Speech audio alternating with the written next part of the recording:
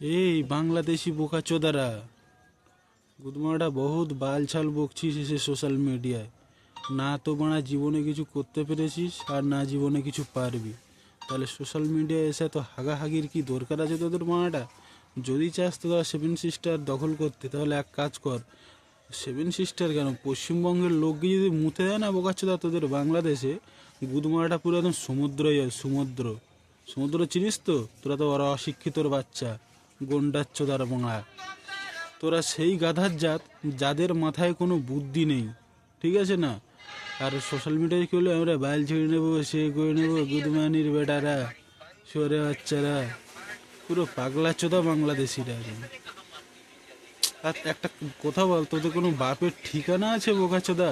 হ্যাঁ, তোদের কোনো বাপের ঠিকানা? যাকে তাকে বাপ বানাস, এই আমার বাপ, সে আমার বাপ। আগে নিজস্ব একটা বাপ আগে ঠিক কর, ঠিক আছে না? তারপর তোরা এসে সোশ্যাল মিডিয়াতে বলবি আমরা এই করব সেই করব।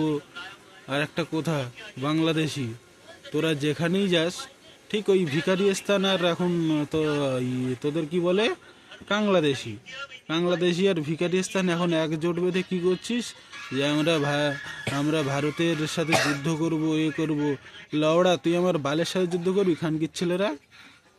বাংলাদেশির বাচ্চা শালা, লাউড়া আমার ঝাঁটের বালের সমান না তোরা, আর নাকি ভারতের সাথে যুদ্ধ করে গুদমানির বেটা শালা, উদ্গান্ডু পাগল চোদা শালা, বুদ্ধিহীন প্রাণী শালা, পৃথিবীর একমাত্র গাধা খচ্চরের থেকেও নিম্নজাত একদম বাংলাদেশি, ঝাঁটের বাল সেগ, পাগলা চোদার মারা।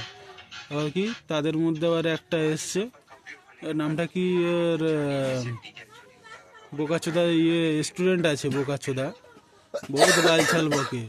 ওটা সবচেয়ে বড় পাগলা চোদার বাড়া আছে ও, বাংলাদেশের সবচেয়ে মেন্টাল চোদার বাড়া আছে ও।